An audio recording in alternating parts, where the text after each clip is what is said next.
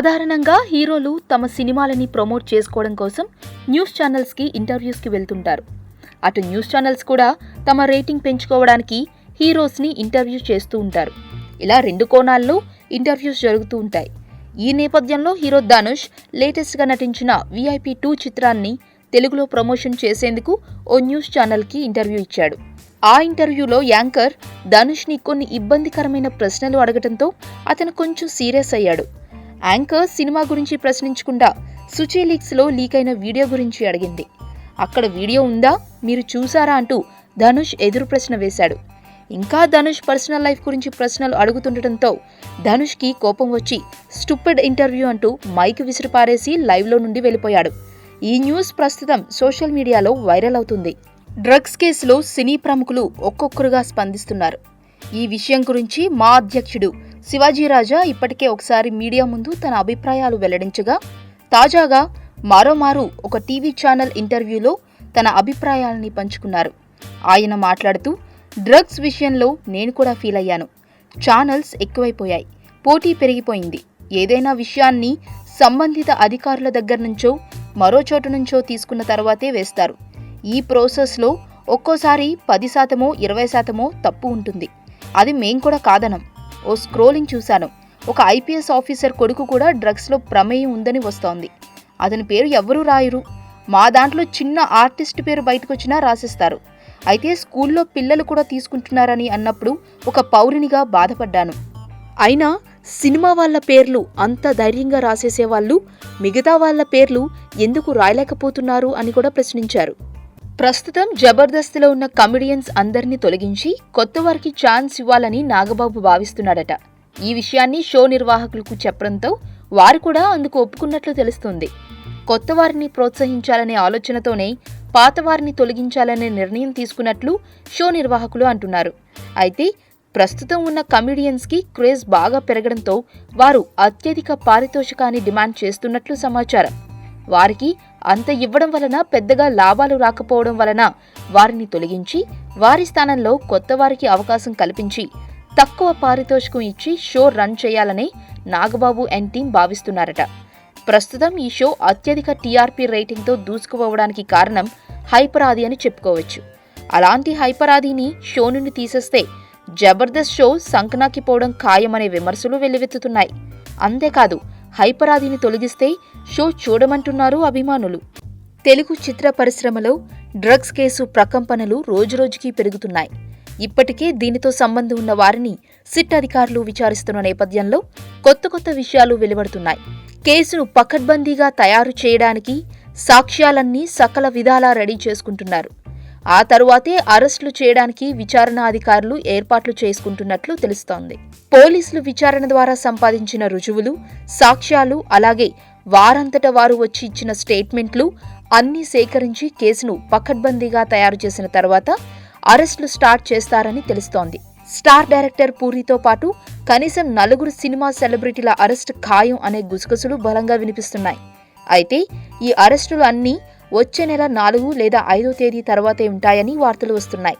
అప్పటికి అన్ని విచారణలు పూర్తవుతాయని, అలాగే ల్యాబ్ రిపోర్టులు వస్తాయని తెలుస్తోంది. టాలీవుడ్లో కలకలం రేపుతున్న డ్రగ్స్ కేసులో నోటీసులు అందుకున్న సెలబ్రిటీస్లో హీరోయిన్ చార్మి కూడా ఒకరు.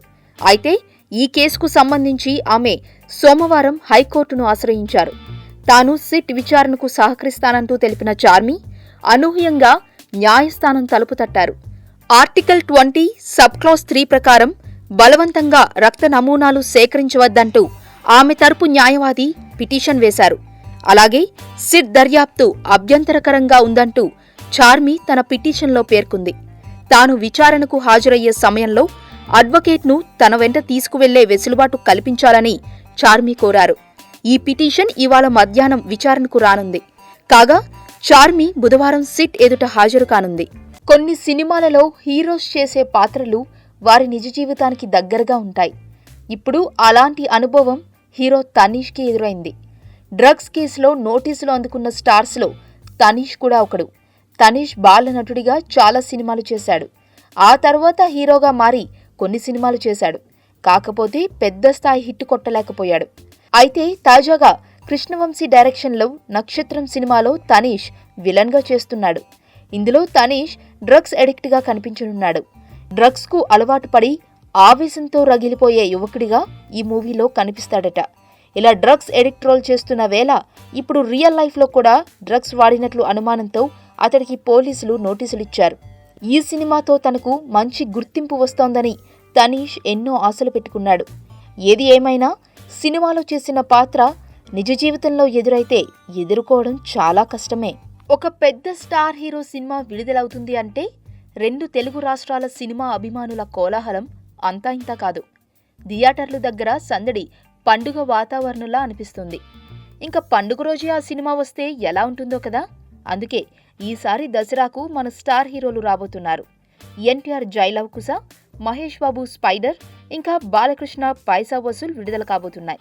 ఇప్పుడు తెలుగు సినిమా అంటే ఇక్కడ కలెక్షన్లే కాకుండా ఓవర్సీస్ మార్కెట్ కలెక్షన్లు కూడా తోడవుతున్నాయి. ఇప్పుడు ఓవర్సీస్ మార్కెట్ని క్యాష్ చేసుకోవడానికి ఈ సినిమాలకు ఎక్కువ కోట్ చేస్తుంటే కొనడానికి ఓవర్సీస్లో జనాలు ముందుకు రావటం లేదనేది talk. Mahesh Babu spider cinema ప్రొడ్యూసర్లు ఓవర్సీస్ రైట్స్ని 22 కోట్లకు అమ్మడానికి ప్రయత్నాలు చేస్తున్నారట. అంత భారీ మొత్తానికి తీసుకోవడానికి ఎవ్వరూ ముందుకు రావటం లేదట.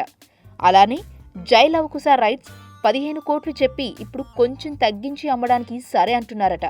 ఇక బాలకృష్ణ హీరోగా వస్తున్న పైసా వసూల్ ఓవర్సీస్ డీల్ కుదరటం కష్టంగానే ఉందట. ఓ సినిమా జనాలకు నచ్చాలే కానీ నెత్తిన పెట్టేసుకుంటారు. ఫిదా సినిమా విడుదలకు వారం ముందు వరకు పెద్దగా టాక్ లేదు. ఇండస్ట్రీలో పెద్దగా హోప్ కూడా లేదు. ఓవర్సీస్ బయ్యర్ కూడా ఎందుకైనా మంచిది అని ఏరియాల వారీగా అమ్మేసి ముందే జాగ్రత్త పడ్డారు. అలాంటి టైంలో విడుదలకు జస్ట్ కొద్దిగా ముందుగా 2వ ట్రైలర్ వచ్చింది. జనం ఫిదా అయిపోయారు. ట్రైలర్తోనే మొత్తం సినిమాను ఓన్ చేసుకున్నారు. ఆ ఎఫెక్ట్ ఓపెనింగ్స్ మీద క్లియర్గా కనిపించింది.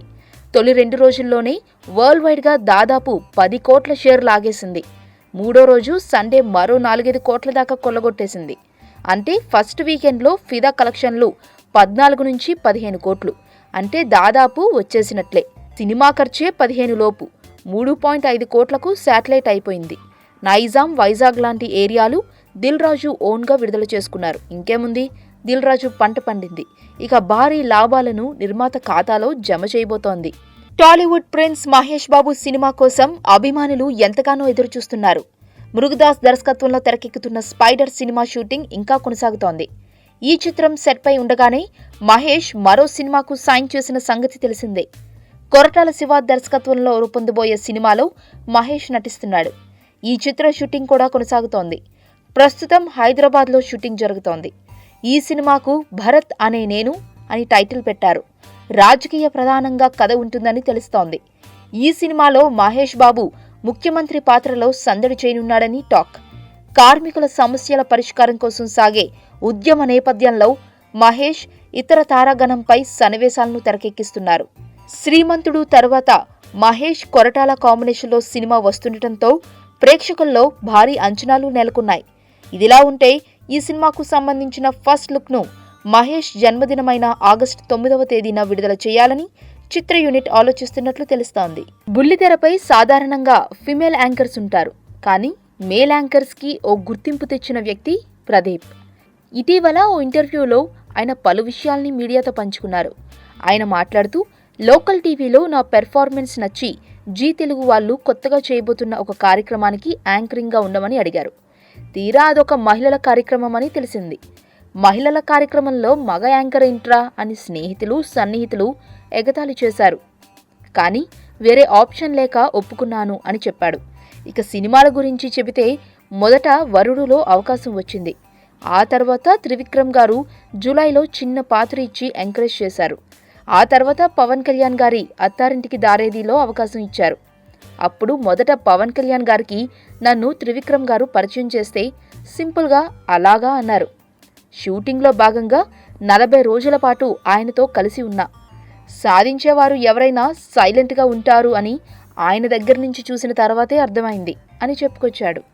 డ్రగ్స్ కేసులు ఇరుక్కున్న చార్మి పైసా వసూల్ సినిమా నిర్మాణ బాధ్యతలను చూసుకుంటున్న సంగతి తెలిసిందే. అయితే ఇందుకుగాను ఆమెకు 4 కోట్లు ముట్టజెప్పారన్న వార్తలు సోషల్ మీడియాలో జోరుగా షికారు చేశాయి. ఈ నేపథ్యంలో చార్మి ఎట్టకేలకు ఆ విషయంపై నోరు విప్పింది. ఆ సినిమా నిర్మాణ బాధ్యతలను చూస్తున్న మాట వాస్తవమే, కానీ తనకు అంత పెద్ద మొత్తంలో పారితోషికం ముట్టలేదని చార్మి అంటోంది. సినిమా బడ్జెట్ 25 కోట్లు అయితే నాకు అంత ఎవరు ఇస్తారు అంటూ ఎదురు ప్రశ్నిస్తోంది ఈ అమ్మడు. మీడియం హీరోకే అంత ఇవ్వడం లేదని, ఇంకా తనకెలా ఇస్తారు అని మాట్లాడిన చార్మి ఆ సినిమాకు అసలు తనకు ఎంత ముట్టిందో మాత్రం చెప్పలేదు. ఎంతో కొంత ఇచ్చారు అంటూ మాట దాటేస్తుంది. ఇన్నాళ్లు సినిమాలతో వెండితెర ప్రేక్షకుల్ని అలరించిన తారక్ ఇప్పుడు బిగ్ బాస్ షోతో బుల్లితెర ఆడియన్స్ ను కూడా ఆకట్టుకుంటున్నాడు. ప్రస్తుతం బాబీ డైరెక్షన్ లో జై లవకుశ సినిమా చేస్తున్న ఎన్టీఆర్ ఆ సినిమాలో ట్రిపుల్ రోల్ చేస్తున్నాడు. జై పాత్రతో టీజర్ తో దడదడలాడించిన యంగ్ టైగర్ ఆ పాత్ర విశేషాలతో మరోసారి టాక్ ఆఫ్ ది టౌన్ అయ్యాడు. జై పాత్ర ఓ పొలిటికల్ లీడర్ రోల్ అని అంటున్నారు. అనడమే కాదు, ఆ పాత్రలో ఎన్టీఆర్ సమాజ్ అనే పార్టీని కూడా స్థాపిస్తాడట. ప్రస్తుతం సోషల్ మీడియాలో ఆ పార్టీకి సంబంధించిన జెండాలతో ఉన్న పిక్స్ హల్చల్ చేస్తున్నాయి. జై పాత్ర టీజర్ లోనే అంత సంచలనం సృష్టించగా, ఇక పొలిటికల్ లీడర్ అనగానే సినిమా మీద ఇంకాస్త అంచనాలు పెరిగాయి. ఇక రానున్న లవ కుశ పాత్రలతో ఇంకెన్ని ప్రపంచనాలు సృష్టిస్తారో చూడాలి. ప్రస్తుతం సమాజ్ పార్టీకి సంబంధించిన షూటింగ్ లో ఉన్న తారక్ సినిమాకు వస్తున్న రెస్పాన్స్ చూసి సంతోషంగా ఉన్నాడట. టాలీవుడ్ లో ప్రకంపనలు సృష్టిస్తున్న డ్రగ్స్ కేసులో సిట్ అధికారులు యువనటుడు నవదీప్ ను విచారిస్తున్నారు. మాదక ద్రవ్యాల ఆరోపణలకు సంబంధించి ఎక్సైజ్ ఎన్ఫోర్స్మెంట్ అధికారుల నోటీసులు అందుకున్న సినీ ప్రముఖుల్లో పూరి జగన్నాథ్, నవదీప్ ఇద్దరూ కీలకమైన వ్యక్తులుగా అధికారులు భావిస్తున్నారు. దేశ విదేశాలలో పలు కార్యక్రమాలను నిర్వహిస్తున్న నవదీప్ యాక్టర్గానే కాక ఈవెంట్ ఆర్గనైజర్ గా కూడా చలామణి అవుతున్నాడు. ప్రముఖుల కుటుంబాల్లో జరిగే పార్టీలకు కావలసిన ఏర్పాట్లు కూడా తానే చేసేవాడని సమాచారం. ఈ నేపథ్యంలో గోవా ముఠాలకు సంబంధించిన కీలకమైన వివరాలు ఇతడి నుంచి వచ్చాయని చెబుతున్నారు. ఇప్పటికే సుబ్బరాజు పూరి గురించి నిజాలు చెప్పాడని వార్తలు రావడంతో నవదీప్ పూర్తి వివరాలు అందించాడని అంటున్నారు. పైగా ఇతనుకున్న పబ్ డ్రగ్స్ అడ్డాగా మారిందని భావిస్తున్నారు. ఇక నవదీప్ చెప్పిన విషయాలతో అటు పూరిని ఇటు నవదీప్ ని అరెస్ట్ చేయొచ్చని అనుకుంటున్నారు. ఏ సినిమా హీరోయిన్ అయినా ఒక రేంజ్ కు ఎదిగిన తర్వాత కండిషన్స్ అప్లై చేయడం సహజమే. అలాగే నటి సమంత ఇందుకు అతీతం కాదు. ఈ భామ విరామం లేకుండా తమిళ, తెలుగు భాషల్లో ఎడాపెడా నటించేస్తోంది. ఆమె ప్రస్తుతం తమిళంలో శివకార్తికేయన్ కు జంటగా పోన్ రామ్ దర్శకత్వంలో నటిస్తున్నారు. ఈ చిత్ర షూటింగ్ కాశీలో జరుగుతుంది. కొద్ది రోజుల క్రితమే ఈ చిత్ర షూటింగ్ లో పాల్గొన్న సమంత తొలి రోజునే దర్శకుడిని పిలిచి ఒక కండిషన్ పెట్టారట. అదేంటంటే మండే ఎండల్లో తాను నటించబోనని, కాబట్టి అంతకు ముందే తనకు సంబంధించిన సన్నివేశాలను చిత్రీకరించమని చెప్పిందట.